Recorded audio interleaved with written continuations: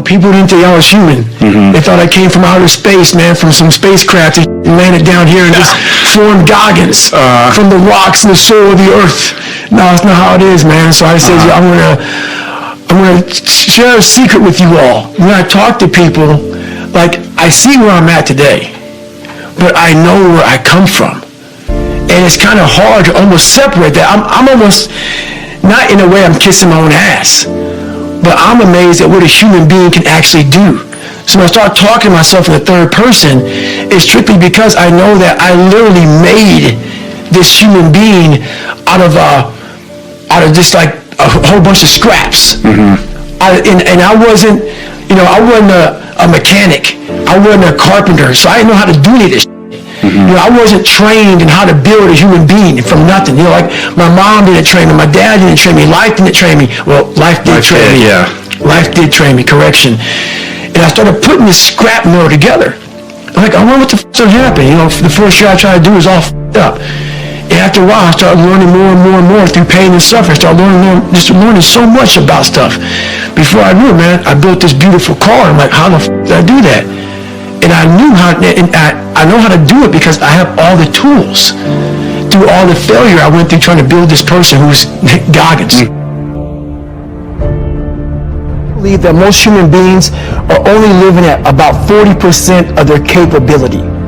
So the mind has a governor, like a car. If you're driving a car and the car has a governor on it, the car may say 130 miles an hour, but the governor is set for 91. Once that governor sets in, you get to 91, that car starts doing this. The car wants to go. The car wants to go, but that factory said, we're not going past 91. We have a factory, a nice governor in our brain, and it's a survival mechanism. It protects us from pain and suffering. The second we feel that our mind says, oh no, this isn't fun. We should back off.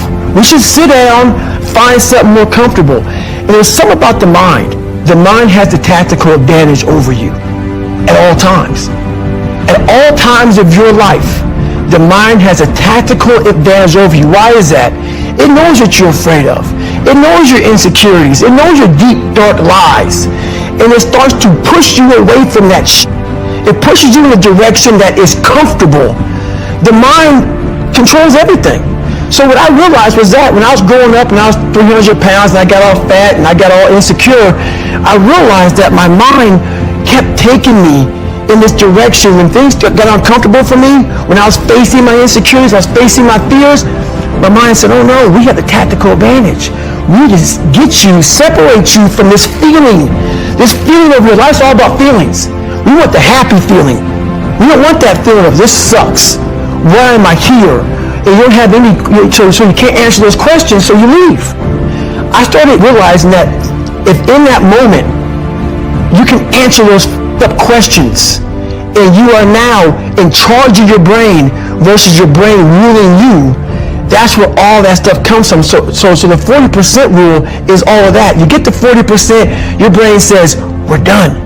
Let's roll, man. This is starting to get painful. This is uncomfortable. So you sit down. You have to figure out ways, and everybody's different. That's how the book kind of talks about, like we all have these things about, 5 steps to this and 4 steps to this. It's a lot more than that. That's all bullshit. It's a practice that you have to, it's a habit. So if you know that at 40% I'm feeling pain. At 40% I'm feeling pain. That's where the 40% rule kicks in. Now it starts. Okay, I'm feeling pain. My mind's saying all this shit to me. It's saying get out of here, run, flee. The fight or flight kicks in. Okay, we're done. We're not good enough. It starts telling you all these things. You start to believe it because the mind controls all. This is the time when you have to gain control back of your mind. It's okay. Let me see if I can go 45%. And once you start giving yourself more and more hope and start realizing, okay, the mind starts to be, okay, what are you doing? We're supposed to be going right and you're going left. You start then controlling your mind. Start finding more in yourself, and it goes from 40% to a lot further than that. But that's the start of it, though. Get to the spot where your mind is saying stop.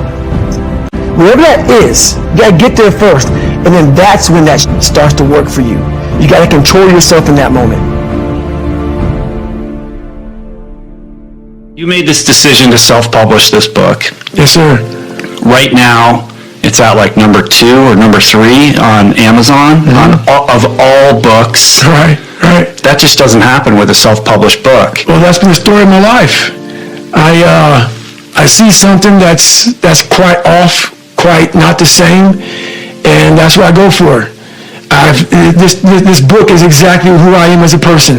Exactly the way I did this book is how I've done almost my entire life. Is I see what is not the norm, what's impossible, what all the theorists say you shouldn't be doing this.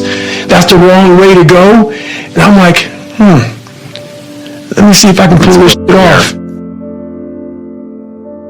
A lot of people can live with themselves, look in the mirror and say, I'm okay with being afraid. I'm okay with going on this easy highway over here.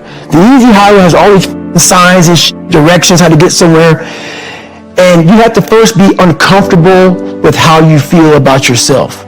With that voice that a lot of us like to run away from, we all have it. We all have that voice that say, hey man, you're kind of wimping out right now. You're kind of being a little punk right now. But a lot of us say, okay, that's okay.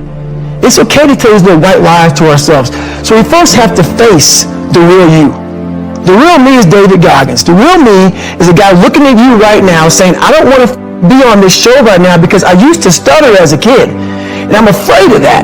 I'm afraid that here in a second, I'm going to start stammering and stuttering, and the whole world's going to know that I have all these issues. But that's when I see right now, okay, Goggins, you got to go on this show. That's Goggins. Goggins is saying, okay, David Goggins, you're a punk. Life made you this way. We can't live like this. We can't live in fear. We can't live in judgment. We can't be afraid of what the people right now are looking at me saying about me. We cannot be afraid of that. That's Goggins. Goggins saying, all of you who don't like me, who don't want to, and that person then comes in. But you have to be David Goggins and say, man, I'm afraid of this. I'm up here. Life made me this way here. I stutter. I have these issues with reading and writing, and I'm fat and I'm insecure. You have to face that in that dark room. In that dark room is who you are. But in that dark room is where you have to create another human being that walks out of that dark room to face who you are. That's the only way you're going to get over all those things. You have to create someone else. Not like you have two different personalities. It is you. But you have to find strength. And that visualization of almost me cracking out Goggins, almost like that Superman cape, like I'm coming out a different person, a person that doesn't give a about anything, who doesn't care about being judged, who knows I'm weak, who knows I'm afraid, who says, whatever you think about me, take it, whatever, I'm here. That's Goggins. In the dark room, you face yourself, you realize you want to be better, you realize you don't want to be this weak, insecure person in the world who has all these problems that we all have. We all have. Social media is a great platform to tell you who we want to be, not who we are. So that's where that dark room is. A big guy on social media. I'm just not big on that stuff. Even today, I'm just not a big fan of it, man. I'm a big introvert. I get a lot of my strength from being introverted. And going out there and doing what I do is all this is very difficult for me, man. All of it. I know, what do you have, like 600,000 plus on Instagram or something like that? Yeah. And for somebody you're averse to it, you don't like it, you hate it, you only post once in a while, you don't really advertise what you're doing at all, but you've grown this huge following of people who are super interested in what you're doing. Well, I think it's important to do things you don't like, and I was very ashamed of my life story for a long time. I didn't want to go out and tell anybody shit about me. So that's why I had two people. I created one David Goggins and one Goggins. Right. And I didn't want people to know that I had all these issues. But after a while, people started to give you these different taglines. Like, you're superhuman, you're amazing. I'm like, you don't know anything about me, man. I'm this insecure kid. I started realizing there's a lot of people out here who are going through a lot of problems that I once tapped into. I had a whole bunch of issues growing up. And, I felt compelled to just, you know what? You got to start sharing this stuff, man, because people see where you're at today. They see where you're at today. They see the man you are today, this hard, rock-hard human being. Show these people where you come from. Right. Show these people it's possible. my junior year in high school, and I fell back a lot. I fell back in this hole of life. The second you think that you've overcome it and you climbed Everest, you have that last hold, and life will say, not today. It'll push you down. And my junior year in high school, I missed a whole bunch of school, was lying on mom, had like a 1 point something GPA. I was just jacked up. I mean, I was in one of the worst spots in my life. And my mom was going through a lot of shit too, and she didn't have time to sit back and baby me. And it was me against me. My parents were down on my knees. I was not, whatever was going on, I was in bad shape. So I went to the bathroom, and I had this weird haircut because I wanted attention. I was an attention getter. I went to an all-white school pretty much. Some of the kids liked me, a lot of them didn't like me, whatever. Didn't matter. I was looking for something, so I would dress differently, crazy haircuts, and I went to the mirror, and the reflection in it revealed a lot of bad things. A lot of things that I was hiding behind the saggy pants. And I'm looking at myself in the mirror going like, God, dog, dude, you are something else, man. Like, you have created a character. I want to be at the cool guy table, and whatever I could do to get attention, I did. And it wasn't me. It wasn't who I was inside. But I was scared for anybody to know who I was inside. So in that accountability mirror, I call it, I got real with myself. And I said, you have a third grade reading level, which is hard to admit when you're a junior in high school that you copied on every single thing you did because of fear they're going to put me in a special school. We all know what special means. I'm going to have a title on myself the rest of my life. And being cool, you don't have a title on yourself. So I started cheating. I was dumb. And people say, oh, you know, you have a learning disability. I had a learning disability, but I realized I was lazy. So I called myself out there. I called myself out every which way possible. I didn't call myself out. I was just honest. I was honest. Look at yourself, man. Look at yourself. And it was that day, and a couple of days after that, I just got real with myself. And every day I came home, I called it the accountability mirror. What am I going to do today to change what I see in this mirror? What am I going to do today? And a lot of it was, I stopped sitting with the cool guys. I actually tucked my shirt in, went to school looking like, hey man, this is how I'm going to look. If you don't like it, so be it. I had to really wear this layer of skin. I had to develop a really callous skin on me to take whatever you're going to call me, you're going to call me. Whatever it be, I wasn't a geek, but whoever I am, you're going to see me. You're going to see me for who I am because I need to change who I'm not.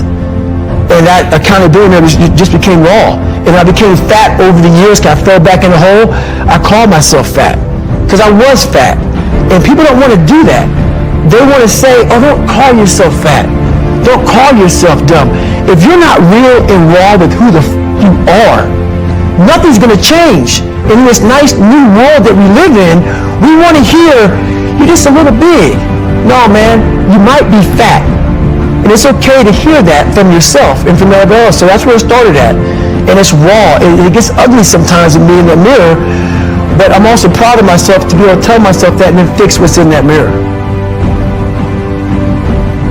As you're trying to fix yourself and dig yourself out of this deep hole that life, society, and you helped also, those people who you saw down there in that hole who were there with you, who are your friends and people who you counted on, because you meet the people in the same situation that you're in life. Those people become your friends. And the second you try to get out of that situation and become better, those people are in that grave, in that dungeon, just yanking at your heels, man, saying, get the come on back here. Yeah. You ain't gonna make me feel like right. You getting out of this hole. Who the do you think you are? So I get that all the time now. People would constantly remind me of who I used to be back in the day.